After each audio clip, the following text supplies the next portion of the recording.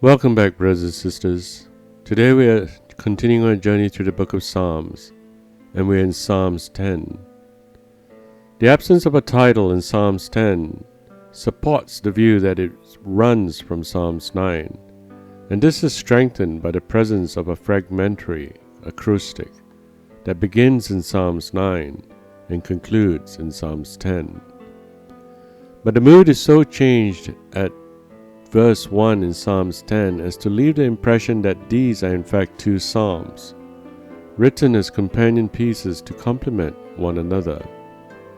Concerned as they are with twin realities of a fallen world, the certain triumph of God and the present, if short-lived, triumphing over the wicked.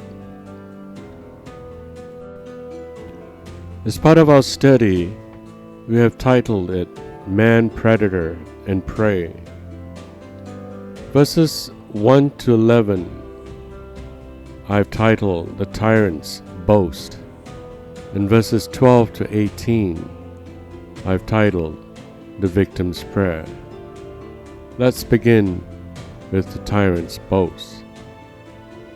It is the arrogance of this man adding Godward insult to manward injury that dominates this account of him. Perhaps he protests too much. His blasphemy, found in verse 3, and his repeated assurances to himself of his impunity in verses 4, 6, 11, and 13, betray a basic disquiet. The bold words, "There is no God," in verse 4, are bravado, for his inner dialogue contradicts them in verses 11 and 13. Yet, they are the language of his choices and actions, since thoughts in verse 4 mean schemes, as in verse 2. He is a practicing atheist, if hardly a convinced one. Manward, he has only himself to consider, virtually worshipping his desires, and therefore treating the defenseless as his natural prey. One of his chief weapons is the tongue, which varied techniques of intimidation and confusion are suggested in the long catalogue of verse 7.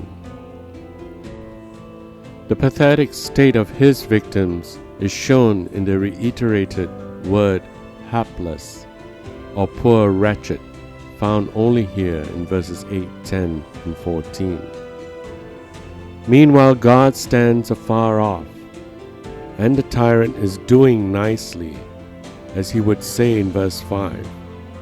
It is a function of the Psalms to touch the nerve of this problem and keep its pain alive against the comfort of our familiarity, or indeed complicity, with a corrupt world.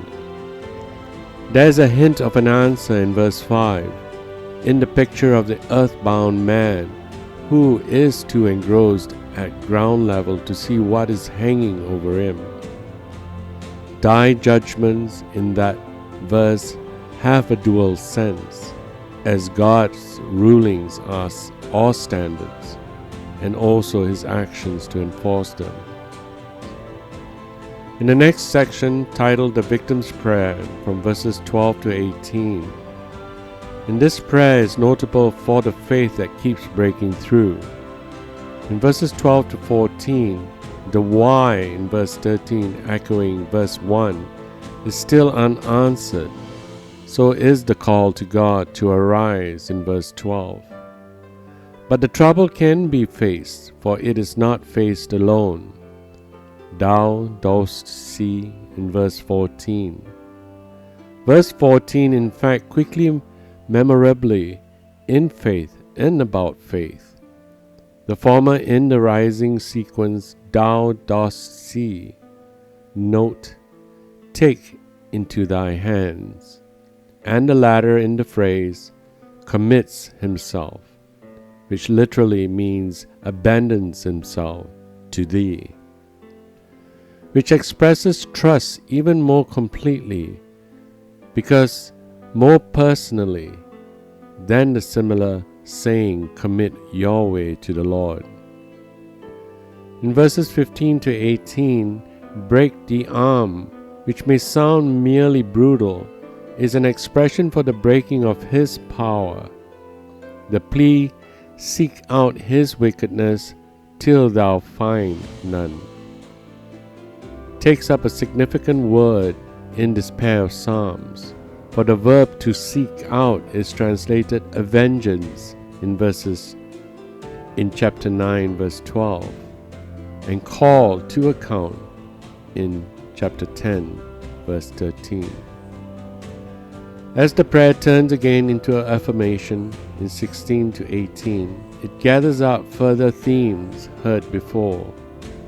Verse 16 looks abroad to the nations as Psalms 9 did, and the psalm ends with the same reminder of puny man who is of the earth, as did its predecessor. Meanwhile, however distant may be the day of justice, one promises is not delayed. "Thou wilt strengthen their hearts" in verse 17. It is the kind of answer that Paul had accepted and learned to value in 2 Corinthians verses 12. 2 Corinthians chapter 12 verse 8 to 10, which reads, "3 times I pleaded with the Lord about this, that it should leave me. But he said to me, My grace is sufficient for you, for my power is made perfect in weakness. Therefore, I will boast all more gladly of my weaknesses, so that the power of Christ may rest upon me. For the sake of Christ, then I am contented with weaknesses, insults, hardships, persecutions, and calamities. For when I am weak, then I am strong." Thank you, and God bless.